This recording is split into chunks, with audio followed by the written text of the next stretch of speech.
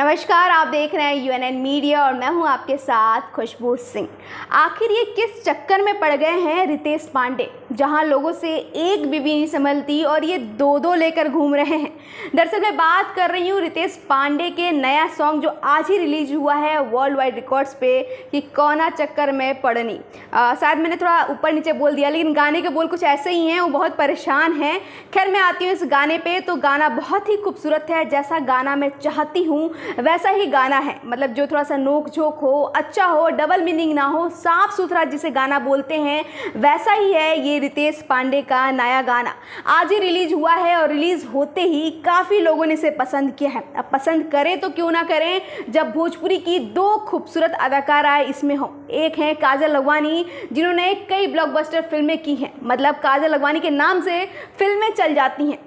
तो दूसरी ओर है जो अभी नई नई कदम रखी हैं इस फिल्म में। जी हाँ, मैं बात कर रही हूँ बेहद ही खूबसूरत नीलम गिरी की, जो इससे पहले भी रितेश पांडे के साथ एक गाने में परफॉर्म किया था, जो गाना सुपर डुपर हिट था। पवन सिंह के साथ उनका गाना भी काफ़ी पसंद किया गया था। मतलब अब तक जिस गाने में उन्होंने काम किया है वो गाना ब्लॉकबस्टर हुआ है, तो इस गाने का भी हिट होना तो बनता ही है।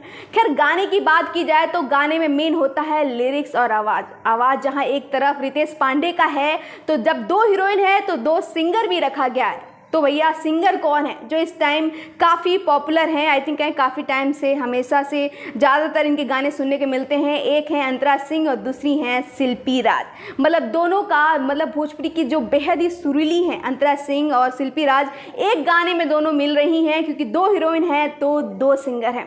डायरेक्शन भी काफ़ी अच्छा है, देखा जाए तो जो पूरा डायरेक्शन किया गया है, जो गाने को जिस तरह की गाने की नीड थी प्रॉपर वो चीज़ें क्रिएट की गई हैं, तो इसका क्रेडिट जाता है रवि पंडित की। और उसको खूबसूरती से एडिट करने के लिए, हर चीज़ को ध्यान देने के लिए इसका क्रेडिट जाता है दीपक पंडित जी को। तो वहीं राहुल जी को इसको कोरियो करने का भी क्रेडिट जाना चाहिए। मतलब मैं पूरे होल टीम को इस चीज़ के लिए बधाई देना चाहूँगी कि इतना खूबसूरत गाना आप लोगों ने बनाया और वर्ल्ड म्यूज़िक ने इसको प्रेजेंट किया, वर्ल्ड वाइड रिकॉर्ड्स ने इसको प्रेजेंट किया। सो ऑल ओवर ये गाना फुल ऑन धमाल है। और अगर मुझसे पूछा जाए कि आप इसको 10 में से कितना नंबर देना चाहें, तो भैया आपने मेरी तारीफ़ें, मतलब जितनी मैंने तारीफ़ें की हैं सुन के कह देंगे कि 10/10 में इसका देना चाहूँगी।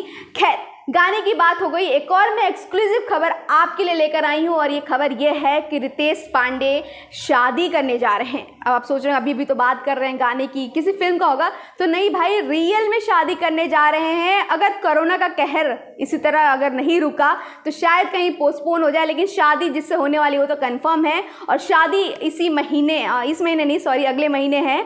मैं सोची मैं मई में पहुँच गई। खैर शादी है मई में, वो भी 14 मई को। सब आपको जो रितेश पांडे को दिल से चाहते हैं, जो उनको पसंद करते हैं, उनको पता है कि 14 मई को रितेश पांडे जी का जन्मदिन पड़ता है। और उसी दिन ये डेट भी निकला है कि उसी दिन वो शादी के बंधन में बंधेंगे। अब किससे शादी कर रहे हैं ये अभी हम आपको नहीं बताएंगे, कहाँ शादी कर रहे हैं ये भी आपको हम अभी नहीं बताएंगे। लेकिन आज क्योंकि हम गाने की बात कर रहे हैं, उनकी शादी की नहीं बात कर रहे हैं, लेकिन हाँ मैं जल्दी एक वीडियो बनाऊंगी कि कौन है रितेश पांडे की दुल्हनिया।